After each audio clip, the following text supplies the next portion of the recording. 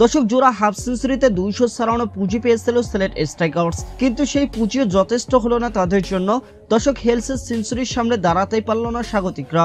Hales ও সাইফ হাসানের ঝড়ে সিলেটকে উড়িয়ে দিয়ে দর্শক জয়ের ছন্দ ধরে রাখলো নুরুল হাসানের রংপুর রাইডার্স। বিপিএলের নবম ম্যাচে সিলেটকে 8 উইকেটের বিশাল ব্যবধানে হারিয়েছে রংপুর রাইডার্স। দর্শক এই জয়ে 8 পয়েন্ট নিয়ে টেবিলের শীর্ষ স্থান আরও মজবুত করলো রংপুর রাইডার্স। অন্যদিকে টানা 2 ম্যাচে দুটিতেই হেরে টেবিলে তলানিতে অবস্থান করছে স্বাগতিক সিলেট।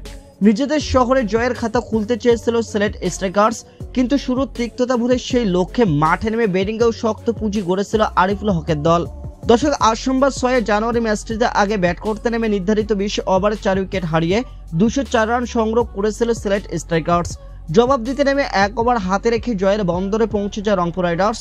দর্শক 206 রানের লক্ষ্যে ব্যাট করতে নেমে প্রথম ওভারের শেষ বলে দলীয় 2 রানের মাথায় আউট হন রংপুরের ওপেনার তরুণ ব্যাটার আজিজুল হাকিম। তানজিম হাসান সাকিবের বলে রিটার্ন ক্যাচ দেন তিনি।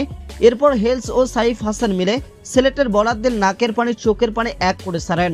187 রানের অনাবদ্য এক জুটি করে তানজিম হাসান সাকিবের বলে বিচ্ছিন্ন হন তারা। দর্শক 49 বলে 80 রান করে আউট হন সাইফ হাসান। 31 বলে 50 করেছিলেন তিনি। দর্শক সাইফ হাসানের ইনিংসটি সাজানো ছিল 3টি বাউন্ডারি এবং 7টি ছক্কায় সমাহারে।